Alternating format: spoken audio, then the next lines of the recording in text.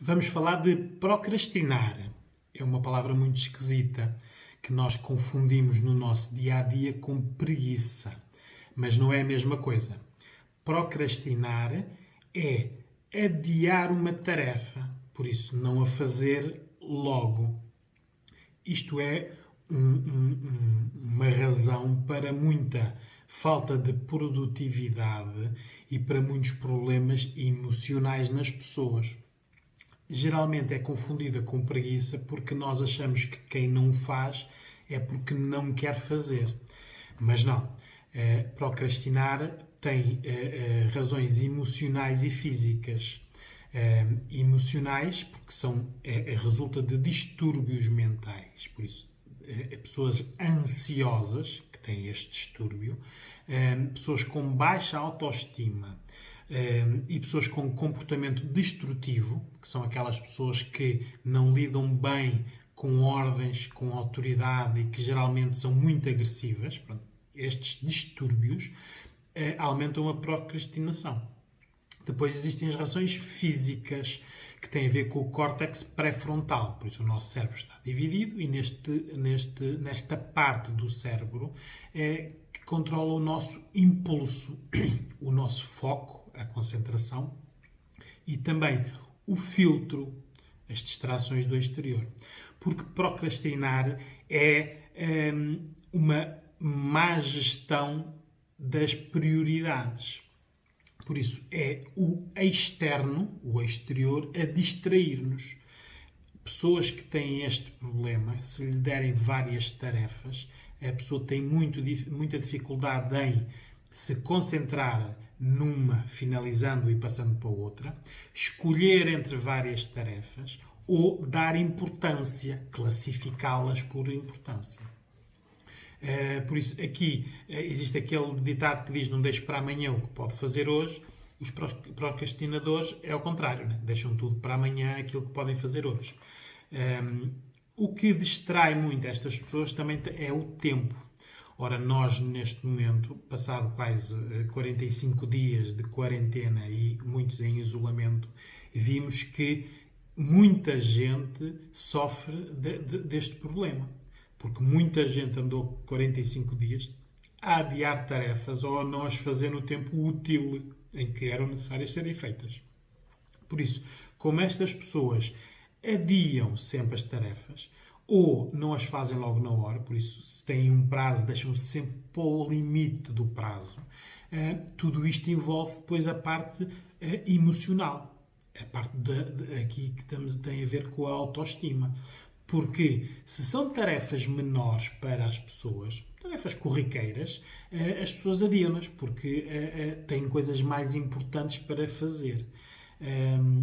Se forem tarefas de responsabilidade, as tais que é preciso um prazo para serem feitas e são pedidas por alguém, a tarefa é sempre adiada para o final do prazo porque a pessoa tem medo avaliativo. Quer dizer que tem medo quando entregar a tarefa realizada, quem lhe pediu na sua avaliação o critique. Por isso é que adia, difere. Não é? Ora, isto tudo cria muitos problemas no dia-a-dia, não é? Problemas relacionais, não é? Imaginem um casal que, havendo uma pessoa que não procrastina e outro que sim, nunca estão em sintonia, não é?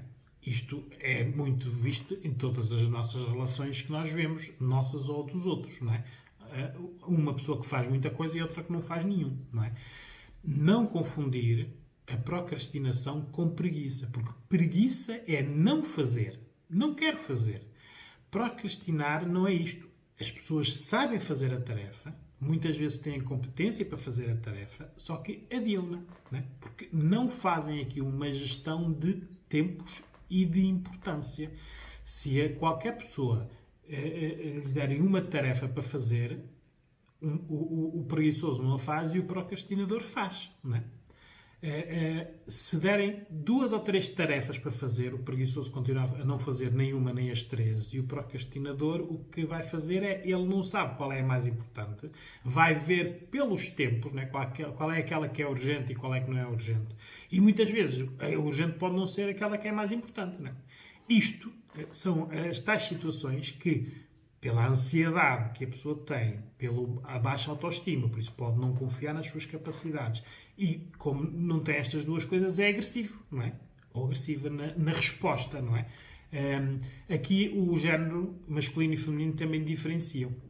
Porque o género masculino, como tem mais apoios e benefícios na sua parte relacional, né? Numa relação como tem o domínio, geralmente, a maioria das vezes é o homem que tem o domínio nas relações,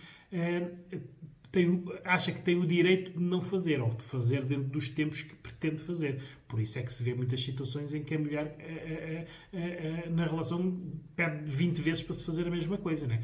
Isto são os tais problemas relacionais. E, claro, a parte feminina, como exerce esse domínio,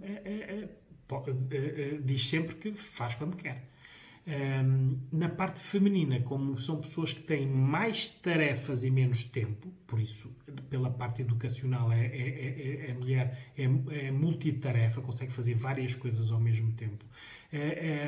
Se não tiver a razão física, a tal parte do córtex pré-frontal, geralmente não é muito procrastinadora, porque não tem tempo ao ser, não é? Tem tanta coisa para fazer e consegue fazer várias coisas ao mesmo tempo que acaba por ser menos, ou procrastinar menos que o género masculino. Mas existe o distúrbio nos dois géneros. Aqui o que é necessário isto cria muitos problemas relacionais, problemas profissionais, porque mesmo na profissão, profissionalmente a pessoa adiar tarefas menores que podem ser importantes, não ser importantes para eles, mas ser importantes para quem lhe pediu, ou as tais tarefas de responsabilidade com prazos que a pessoa adia sempre até ao final com medo da avaliação. São pessoas que têm baixa produtividade e claro, como têm baixa produtividade, são sempre mal avaliados, têm baixa autoestima. Isto é um problema de padrões. Estas pessoas aprenderam este tipo de padrão. Aqui leva-nos a nós avaliarmos isto pela parte das idades. Nas crianças, isto aprende-se por modelagem. Se o pai ou a mãe forem procrastinadores, a criança aprende e, por modelagem, imita, não faz. Adia sempre. Isto nota-se muito, por exemplo, quando se educa as crianças a arrumar os brinquedos depois de brincar, não é? Como hoje em dia as crianças têm muitos brinquedos, eles arrumam tudo e depois nós dizemos arrumem e eles depois chegam ali e não sabem primeiro por onde começar, porque está tudo misturado, não é? Depois, como viram alguém a não fazer, neste caso a adiar a tarefa, também adiam, e depois quando são pressionados para arrumar, têm o comportamento destrutivo, não é? Que choram, fazem birras e não fazem, não é? Isto é alimentado nos padrões que depois, e agora passando para os adolescentes, não é? Vindo de criança com este padrão, depois, claro, na parte dos adolescentes sente-se muito isso, não é? Quantas mães não pedem 10 e 15 vezes a um adolescente para fazer uma coisa simples, não é? E isto tem tudo a ver com a parte depois de produtividade cognitiva, a maneira como o jovem se relaciona, como aprende, não é? Porque mesmo na aprendizagem o procrastinador tem algumas dificuldades, não é? Porque se vier muita tarefa, por exemplo, nas alturas dos exames e dos testes, são pessoas que são muito mais alvos a medos, stresses e ansiedades do que os outros, não é? Porque eles não sabem gerir o seu tempo e as prioridades. Depois, os adultos têm a ver conforme foram nas crianças e nos adolescentes, não é? Mas geralmente, quando são procrastinadores na adolescência, continuam em adultos. Adapta-se ao meio, por isso, enquanto em adolescentes temos o pai e a mãe a chatear para fazer, quando é adulto não tem o pai e a mãe, por isso tenta arranjar parceiro ou parceira que não veja isto como um problema. Na prática, procuram submissos que trabalhem e façam as coisas por eles ou por elas. E depois nos idosos, e claro, se vierem nos adultos com este padrão, fazem a mesma coisa, só que nos idosos nós damos um desconto, visto que eles, pela idade, já farão menos coisas e em menos velocidade. Por isso, isto é um problema real que todos nós vemos nos nossos contextos, só que muitas vezes classificamos isto como preguiça. E não é. Isto precisa de ajuda especializada para quebrar estes padrões que foram aprendidos, e a intervenção aqui especializada, por nós os psicólogos, é no sentido de haver rotinas e horários e a pessoa ver as recompensas que tem por terminar tarefas. Porque um procrastinador acaba por não ter muitas tarefas finalizadas, né? Ou bem finalizadas, ou depois de finalizadas, bem avaliadas. Por isso, fica com menos autoestima, menos confiança e nas próximas tarefas mais adia, né? Porque isto é sempre este círculo.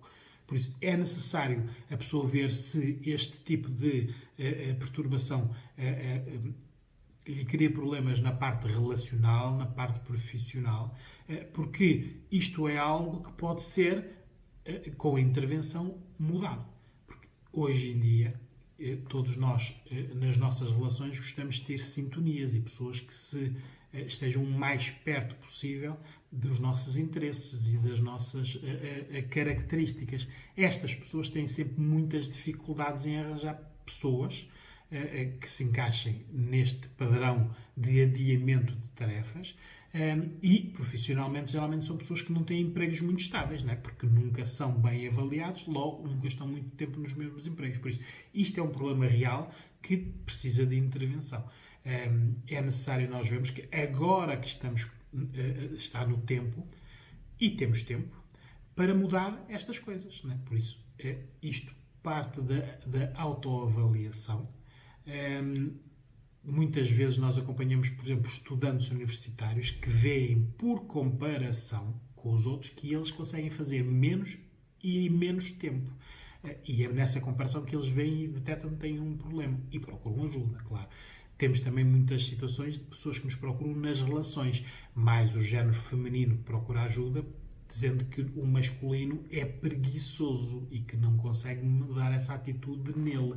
Ora, muitas vezes nós depois vamos ver e não é preguiça, é uma pessoa que procrastina. E, claro, pode até não ter essa noção, porque pode, na relação, como alguém faz, as coisas aparecem feitas, ele não tem um problema, não é? Isto tudo é alvo de detecção, pedido de ajuda e intervenção. É necessário não deixar para amanhã o que podemos fazer hoje.